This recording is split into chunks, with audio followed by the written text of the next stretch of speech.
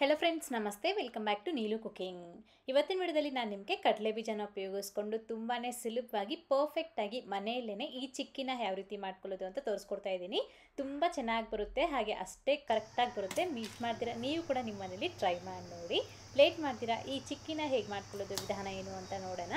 ಈ ರೀತಿ ಮಾಡಿ ಇಟ್ಕೊಂಡ್ರೆ ಒಂದು ತಿಂಗಳ ತನಕನೂ ತುಂಬ ಗರಿಗರಿಯಾಗಿ ರುಚಿಯಾಗಿ ಇರುತ್ತೆ. ಸೊ ಲೇಟ್ ಮಾಡೋದು ಬೇಡ. ಫಸ್ಟಾಗಿ ನಾವು ಈ ಚಿಕ್ಕಿ ಮಾಡ್ಕೊಳ್ಳೋದಕ್ಕೋಸ್ಕರ ಕಡಲೆ ಬೀಜನ ಹುರ್ಕೊಳ್ಬೇಕು. ಹಾಗಾಗಿ ಒಂದು ಕಡಾಯಿನಲ್ಲಿ 3 ಕಪ್ ಆಗುವಷ್ಟು ಕಡಲೆ ಬೀಜನ ಹಾಕ್ಕೊಳ್ಳಿ. ನಾನಿಲ್ಲಿ ನೋಡಿ ಈ ಕಪ್ಪಳತೆಯಲ್ಲಿ ತಗೊಳ್ತಾ ಇದ್ದೀನಿ. ಇದೇ ಕಪ್ಪಳತೆಯಲ್ಲಿ ನಾವು ಈ ಕಡಲೆ ಬೀಜ ಮತ್ತು ಬೆಲ್ಲನ ತಗೊಳ್ಬೇಕಾಗತ್ತೆ. ಈ ಕಡಲೆ ಬೀಜನ ಹುರ್ಕೊಳೋ ಟೈಮಲ್ಲಿ ಆದಷ್ಟು ಗ್ಯಾಸ್ನ ಫುಲ್ ಕಡಿಮೆ ಉರಿ ಇಟ್ಕೊಂಡು ನಾವು ಈ ಕಡಲೆ ಬೀಜನ ಹುರ್ಕೊಳ್ಬೇಕು. ಆಗ ನಮಗೆ ಚೆನ್ನಾಗಿ ಹುರಿದು ಟೇಸ್ಟ್ ಅನ್ನೋದು ಚೆನ್ನಾಗಿ ಬರುತ್ತೆ. ಚಿಕ್ಕಿ ಅನ್ನೋದು ತಿನ್ನುವಾಗ ನೋಡ್ಬೋದು, ಕಡಿಮೆ ಉರಿನಲ್ಲಿ ನಾನು ಇದನ್ನ ಹುರ್ಕೊಳ್ತಾ ಇದ್ದೀನಿ. ಕರೆಕ್ಟಾಗಿ ನಮಗೆ ಒಂದು 15 ನಿಮಿಷ ಟೈಮ್ ತಗೊಳ್ಳುತ್ತೆ. ನೋಡಿಕೊಂಡು ನಿಧಾನವಾಗಿ ಇದನ್ನು ಗರಿಗರಿ ಆಗೋವರೆಗೂ, ಆ ಮೇಲ್ಗಡೆ ಸಿಪ್ಪೆ ಬಿಡೋವರೆಗೂ ಚೆನ್ನಾಗಿ ಹುರ್ಕೊಳ್ಬೇಕು. ಹುರಿದಾದ ನಂತರ ಒಂದು ತಟ್ಟೆಗೆ ಹಾಕಿಬಿಟ್ಟು ಪೂರ್ತಿಯಾಗಿ ತಣ್ಣಗಾಗೋ ತನಕ ಹಾಗೆ ಬಿಡಬೇಕು. ಅದಾದಮೇಲೆ ಈ ರೀತಿ ನೋಡಿ ಹೊಟ್ಟೆಯನ್ನು ಸಹ ನೀಟಾಗಿ ತೆಗೆದಾಕ್ಬಿಡಬೇಕು. ಒಟ್ಟನ್ನೋದು ಇರಬಾರ್ದು. ಈ ಥರ ನಮಗೆ ಕೈಯಲ್ಲನ್ನೋದು ಪ್ರೆಸ್ ಮಾಡಿದ್ರೆ ಸಾಕು, ನಮಗೆ ಒಟ್ಟನ್ನೋದು ಈಸಿಯಾಗಿ ಬಂದುಬಿಡತ್ತೆ. ಈ ಥರ ಹೊಟ್ಟೆಲ್ಲನ್ನು ತೆಗೆದಾಕ್ಬಿಟ್ಟು ಮತ್ತೆ ಈಗ ಇದನ್ನ ನಾವು ಬ್ರೇಕ್ ಮಾಡ್ಕೋಬೇಕಾಗತ್ತೆ ಪೀಸಸ್ ಆಗಿ. ಒಂದು ಕಡಲೆ ಬೀಜನ ಒಂದು 2 ಪೀಸಾಗಿ ಮಾಡಿಕೊಂಡ್ರೆ ಸಾಕು. ಹಾಗೆಯೇ ಕಡಲೆ ಬೀಜ ಅನ್ನೋದು ಸರಿಯಾಗಿ ಹುರಿದಿಲ್ಲ ಅಂದರೆ ನಮಗೆ ಟೇಸ್ಟ್ ಅನ್ನೋದು ಅಷ್ಟು ಚೆನ್ನಾಗಿ ಬರೋದಿಲ್ಲ. ಹಾಗಾಗಿ ಕಡಲೆ ಬೀಜನ ಕಡಿಮೆ ಉರಿನಲ್ಲಿ ಚೆನ್ನಾಗಿ ಹುರ್ಕೊಂಡ್ರೆ ನಮಗೆ ಟೇಸ್ಟ್ ಅನ್ನೋದು ಚಿಕ್ಕಿ ತುಂಬ ಚೆನ್ನಾಗಿ ಬರುತ್ತೆ. ಈ ಥರ ಕಡಲೆ ಬೀಜನ ಒಂದು 2 ಪೀಸಸ್ ಆಗಿ ಈ ರೀತಿ ಮಾಡಿಕೊಂಡು ಇದನ್ನ ಒಂದು ಪಕ್ಕಕ್ಕೆ ಇಟ್ಕೊಳ್ಳಿ. ಈಗ ನೆಕ್ಸ್ಟ್ ಸ್ಟೆಪ್ ಬಂದುಬಿಟ್ಟು ನಾವು ಬೆಲ್ಲದ ಪಾಕ ರೆಡಿ ಮಾಡ್ಕೊಳ್ಬೇಕು. ಹಾಗಾಗಿ ಒಂದು ಕಡಾಯಿನಲ್ಲಿ ಅದೇ ಕಪ್ಪಳತೆಯಲ್ಲಿ 3 ಕಪ್ನಷ್ಟು ಕಡಲೆ ಬೀಜಕ್ಕೆ 2 ಕಪ್ನಷ್ಟು ಬೆಲ್ಲನ ಹಾಕ್ಕೊಳ್ಳಿ. ಈ ರೀತಿ ತುಂಬ 2 ಕಪ್ನಷ್ಟು ಹಾಕ್ಕೊಂಡ್ರೆ ಸ್ವೀಟ್ ಅನ್ನೋದು ಕರೆಕ್ಟಾಗಿ ಸರಿ ಹೋಗುತ್ತೆ. ಮತ್ತು ಇದಕ್ಕೆ ಒಂದು ಅರ್ಧ ಕಪ್ಗಿಂತ ಸ್ವಲ್ಪ ಕಡಿಮೆನೇ ನೀರನ್ನ ಸೇರಿಸ್ಕೊಂಡು ಬೆಲ್ಲನ ಪೂರ್ತಿಯಾಗಿ ಕರಗಿಸ್ಕೊಳ್ಳಿ. ಅಕಸ್ಮಾತ್ ಬೆಲ್ಲದಲ್ಲಿ ಏನಾದರೂ ಡಸ್ಟ್ ಇದೆ ಅನ್ನೋದಾದರೆ ಫಿಲ್ಟರ್ ಮಾಡಿಕೊಂಡು ತಗೊಳ್ಬೋದು. ಈ ರೀತಿ ನೋಡಿ ನಾವು ಈ ಬೆಲ್ಲದ ನೀರನ್ನ ಚೆನ್ನಾಗಿ ಕುದಿಸ್ಕೊಳ್ಬೇಕು. ಒಂದು 5-6 ನಿಮಿಷಕ್ಕೆ ನಮಗಿದು ಚೆನ್ನಾಗಿ ಕುದ್ದುಬಿಟ್ಟು ಈ ರೀತಿ ಸ್ವಲ್ಪ ಗಟ್ಟಿ ಆಗ್ತಾ ಬರುತ್ತೆ. ಇದನ್ನ ಕಂಟಿನ್ಯೂಸ್ ಆಗಿ ಕೈ ಬಿಡ್ದಾಗೆ ನಾವು ಚೆನ್ನಾಗಿ ಮಿಕ್ಸ್ ಮಾಡ್ಕೊಳ್ಬೇಕು. ಈ ಥರ ನಮಗೆ ಗಟ್ಟಿಯಾಗಿ ಪಾಕ ಅನ್ನೋದು ರೆಡಿ ಆಗ್ತಾ ಇದ್ದಾಗೇ ಒಂದು ಸತಿ ಪಾಕನ ಚೆಕ್ ಮಾಡ್ಕೊಳ್ಳಿ. ಗ್ಯಾಸ್ನ ಲೋ ಫ್ಲೇಮ್ ಮಾಡ್ಕೊಂಡ್ಬಿಟ್ಟು ಪಾಕನ ಈ ವಿಧಾನದಲ್ಲಿ ನಾವು ಚೆಕ್ ಮಾಡ್ಕೊಳ್ಬೇಕು. ಸ್ವಲ್ಪ ಈ ಬೆಲ್ಲದ ಪಾಕನ ಎತ್ಕೊಂಡು ನೀರಿಗೆ ಹಾಕಿಬಿಟ್ಟು ಒಂದು 5 ಸೆಕೆಂಡ್ ಇದನ್ನು ಹಾಗೆ ಬಿಟ್ಟು ಅದಾದಮೇಲೆ ನಾವು ಈ ರೀತಿ ತೆಗೆದು ನೋಡಿದ್ರೆ ನಮಗೆ ಈ ಥರ ನಮಗೆ ಸೌಂಡ್ ಅನ್ನೋದು ಬರಬೇಕು. ಈ ಥರ ಸೌಂಡ್ ಬಂದು ಈ ರೀತಿ ಬ್ರೇಕ್ ಮಾಡಿದಾಗ ಈಸಿಯಾಗಿ ಬ್ರೇಕ್ ಆಗಬೇಕು, ಪೀಸಸ್ ಆಗಿ ಆಗಬೇಕು.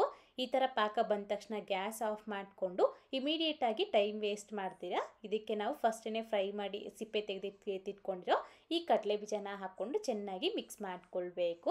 ಜೊತೆಗೆ ಸ್ವಲ್ಪ ಏಲಕ್ಕಿ ಪುಡಿ ಕೂಡ ಸೇರಿಸ್ಕೊಳ್ಳಿ. ವಿಡಿಯೋ ಮಿಸ್ ಆಗಿದೆ, ಹಾಗಾಗಿ ಸ್ವಲ್ಪ ಏಲಕ್ಕಿ ಪುಡಿ ಬೇಕು ಅಂತಂದರೆ ಸ್ವಲ್ಪ ಹಾಕಿ ಮಿಕ್ಸ್ ಮಾಡ್ಕೊಳ್ಳಿ. ಜೊತೆಗೆ ತುಪ್ಪ ಬೇಕಿದ್ರೂ ಹಾಕಿ ಮಿಕ್ಸ್ ಮಾಡ್ಬೋದು. ನಾನು ತುಪ್ಪ ಏನೂ ಹಾಕ್ಕೊಂಡಿಲ್ಲ ಇಲ್ಲಿ. ಈ ರೀತಿ ಕಡಲೆ ಬೀಜ ಮತ್ತು ಪಾಕ ಚೆನ್ನಾಗಿ ಮಿಕ್ಸ್ ಆದ ನಂತರ ಇಮಿಡಿಯೇಟಾಗಿ ನಾವು ಇದನ್ನು ಈ ರೀತಿ ಬಟರ್ ಪೇಪರ್ ಮೇಲೆ ಆಗಲಿ ಅಥವಾ ತುಪ್ಪ ಹಚ್ಚಿ ಇಟ್ಕೊಂಡ್ರೆ ಒಂದು ತಟ್ಟೆ ಮೇಲೆ ಆಗಲಿ ಹಾಕ್ಕೋಬೇಕಾಗತ್ತೆ. ಟೈಮ್ ಅನ್ನೋದು ವೇಸ್ಟ್ ಮಾಡಬಾರ್ದು. ಎಲ್ಲ ಈ ಪಾಕದಲ್ಲಿ ಕಡಲೆ ಬೀಜ ಹಾಕಿದಾದಮೇಲೆ ಒಂದು 20 ಸೆಕೆಂಡ್ ಒಳಗಡೆ ನಮಗೆ ಈ ಪ್ರಾಸೆಸ್ ಎಲ್ಲನೂ ಸಹ ಆಗೋಗ್ಬಿಡಬೇಕು. ಈ ಥರ ಬಟರ್ ಪೇಪರ್ ಮೇಲೆ ಹಾಕ್ಕೊಂಡಿದ್ದಾದಮೇಲೆ ಈ ಥರ ರೋಲರ್ಗೆ ಸ್ವಲ್ಪ ತುಪ್ಪನ ಹಚ್ಕೊಂಡು ಈ ರೀತಿ ನಾವು ಫ್ಲ್ಯಾಟಾಗಿದ್ದನ್ನ ನಾವು ರೋಲ್ ಮಾಡಿಕೊಂಡು ನಿಮ್ಗೆ ಯಾವ ಸೈಜ್ಗೆ ಬೇಕೋ ಆ ಸೈಜ್ಗೆ ನಾವು ಮಾರ್ಕ್ ಮಾಡಿ ಎತ್ತಿಟ್ಕೊಳ್ಬೇಕು. ನೋಡ್ಬೋದಲ್ವಾ, ಈ ಥರ ನಾನು ಇದನ್ನ ಮಾರ್ಕ್ ಮಾಡ್ಕೊಂಡಿದ್ದೀನಿ. ಚಿಕ್ಕ ಚಿಕ್ಕ ಸ್ಕ್ವೇರ್ ಕ್ಯೂಬ್ಸ್ ಆಗಿ ನಾನು ಇದನ್ನ ಮಾರ್ಕ್ ಮಾಡ್ಕೊಂಡಿದ್ದೀನಿ. ಹೀಗೆ ಇದನ್ನು ಪೂರ್ತಿಯಾಗಿ ತಣ್ಣಗಾಗೋವರೆಗೂ ನಾವು ಇದನ್ನು ಹಾಗೆ ಬಿಡಬೇಕು. ಫುಲ್ಲಾಗಿ ಕೂಲ್ ಆಗಬೇಕು. ಅಟ್ಲೀಸ್ಟ್ ಒಂದು 2 ಅವರ್ ಟೈಮ್ ತಗೊಳುತ್ತೆ.